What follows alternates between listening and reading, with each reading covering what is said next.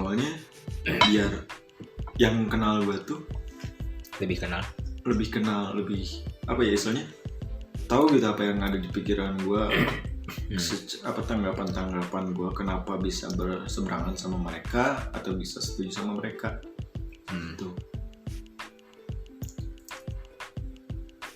Baik nih, apa fenomena adu nasib itu sebenarnya udah lama terjadi, tapi mungkin baru di up sekarang karena akhirnya orang udah pada risih ya. Setahu gue kan memang kebiasaan orang ketika lu curhat terus mereka ngejawab lu sih mending gue ya. Menurut gue itu dulu banget udah sering terjadi loh. Contohnya?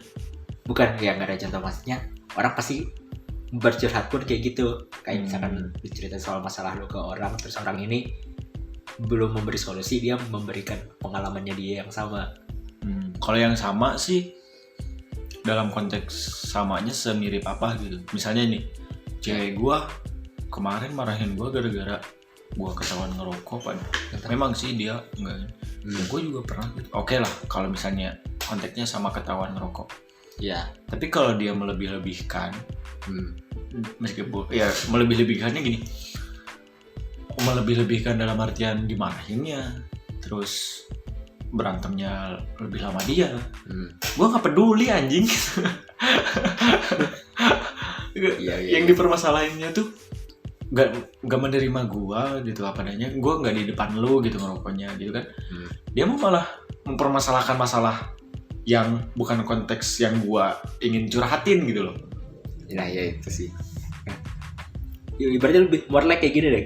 Lu cerita ke dia dengan harapan lu curhat ke dia, kenapa dia curhat ke lu? Itu sebenarnya aneh, tapi kayaknya itu hal yang wajar. Buat gue wajar banget, tapi kenapa baru ke sekarang gitu? Kenapa orang baru nyadar kalau itu ada sebuah masalah? Kalau gue dulu nganggap memang gini curhat. Tapi sekarang gue ngertinya karena lebih kenapa disebut adu nasib, kenapa dia kayak punya terkesan kayak gue lebih parah dari lo gitu. Iya. Lu kok gak kuat gitu. Itu yang gue rasain. Ya, itu yang sekarang gue sadari. Kalau waktu itu gue gak peduli dia lebih parah atau bahkan malah dia yang curhat balik ke gue, lebih dominan dia curhatannya. Gue gak peduli dulu. Tapi pas sekarang, pas gue memang curhatannya edan gitu, dia malah ngebandingin gue kayak bukan dia nggak hargain ya, kayak bener-bener literally adu nasib gitu. Dia kesannya dia bangga punya pengalaman itu. Oke. Sedangkan belum tentu pengalaman yang menurut dia sama banget sama kayak gue gitu, yang gue alamin. Permasalahannya bisa sama, tapi proses dan penyelesaian yang belum tentu sama dong. Dan bukti utamanya yang gue selama ini gue dapat dari adu domba ini adu nasib ya, dia lebih lama gitu loh, jangka waktu dia menyelesaikannya lebih lama. Gimana itu disebut solusi atau gimana itu bisa disebut hal yang memberitahukan kalau gue harus kuat gitu loh, menjalani suatu hubungan, konteksnya hubungan waktu itu. Gue jadi kayak bete aja gitu aja. Kok malah lu yang curhat sih? Gue yang datang untuk curhat, kok lu yang bersedih gitu loh. Gue malah kasihan dan kesal gitu loh. Bukan bete karena kok jadi adu nasib. Adu nasibnya pasti dari dulu pasti ada gitu. Cuman apa ya? Sekarang udah umur segini gitu loh. Cuma masih kayak gitu. Iya gitu anjir. Iya. Gue terakhir kali nggak nanggepin itu tuh SMK kelas 1. SMK kelas 2 gue udah mulai nyadar. Cuman gue konteksnya kok malah ngebanding-bandingin. Gue belum pakai bahasa adu nasib. Oh iya, banding-bandingin. Soalnya setelah lu masih mending, itu kan perbandingan.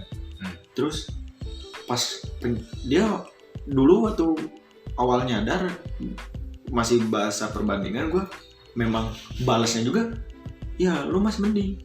Nah gue juga secara tidak langsung membalas itu. Gue nggak sadar, tapi pas gue ingat gue ngobrol sama dia kenapa masih Apa? Masih kayak gitu ya. Masih kayak gitu ya. Terus Iya. sering menggunakan masih mending kesannya kayak apa ya, kayak kok kesannya kayak membangga-banggakan tapi hal yang tidak perlu dibanggakan, bahkan tidak sama sekali tidak perlu dibanggakan. Iya, gue ingat ada teman gue dia cerita kalau gue ingat gue pernah melakukan hal yang semacam itu ya. Sama teman gue cerita kalau dia itu dimarahin sama ceweknya karena nggak mau kontak dia. Satu hari itu nggak ngekontak, gue bayangin. Satu hari nggak ngekontak, terus gue bilang, lu nggak ngekontak sehari ya? Gue tahu gak paling aneh, gue tuh dimarahin gara-gara gue tuh nggak mau potong rambut. Gue antar itu gue mau ngejokes, tapi mungkin secara gak langsung gue juga jatuhnya adu nasib. Ya, ternyata gue lakuin sendiri juga. Dan yang terjadi adalah kenapa kita ngelakuin adu nasib, itu salah satu bagian dari toxic positivity. Lu pernah dengar? Kayaknya sih kalau gue tangkap. Gue baru belajar itu soal toxic positivity. Jadi hal-hal positif yang ternyata kita pikir positif ternyata itu toxic. Yang kita itu kan sebenarnya orang yang mengadu nasib. Orangnya ini kan niatnya dia mau ngomong ya udahlah kan kamu segitu, yang lain itu ada yang lebih berat loh masalahnya. Secara nggak langsung kan itu kalau mau ngomong kayak gitu, tapi jatuhnya ya itu toksik. Harusnya yang benar, yang baiknya ya kalau ada orang cerita soal masalahnya dia, kita kasih solusi, kita kasih opini, tanggapan dulu lah minimal. Ketimbang harus di-judge dengan masalah orang yang jauh lebih besar dari punya dia. Lebih ke pemilihan kalimat sih sebenarnya kalau misalnya, dan kesadaran orang yang kita percaya untuk curhat gitu kan. Ya itu juga sih. Kayak gue aja pernah loh gak sengaja ini mah. Pertama kalinya gue baru kenal, gue curhat. Baru kenal tuh. Tapi anehnya dia nggak adu nasib, dia nanggepin gua, terus ngasih solusi, terus itu kan lu, kalau gua gini masalahnya, nah itu gue enak. Iya. Kayak wah oke. Kalau gimana? Jadi gue juga tertarik apa sih yang dia alami gitu di konteks yang sama, dan gue akhirnya adu nasibnya masih terbilang adu nasib, tapi secara tidak langsung dia udah memberikan benefit gitu, memberi tanggapan dia gimana penyelesaiannya, dan apakah itu mau diambil sama lu atau enggak, itu mah urusan lu gitu. Oh iya, jadi memberi opsi ya. Sedangkan kalau kalimatnya ditaruh di awal, kesannya kayak ya ini berlomba atau gimana gitu. Ini sebuah kompetisi kesedihan atau apa gitu. Sebenarnya cuma kayak langkah yang terlalu cepat doang kan. Curhat, timparin dulu pakai opini, terus lu mau curhat lagi setelah itu juga nggak apa-apa, curhat soal masalah lu, mau adu nasib setelah itu. Tapi tengah-tengahnya ini harus ada loh. Nah, nanggapin ini ya dulu. Itu sebabnya gue tuh gak suka cepet-cepet, kan gue mah lama gitu orangnya. Aduh, santai, pelan-pelan aja, enak aja gitu.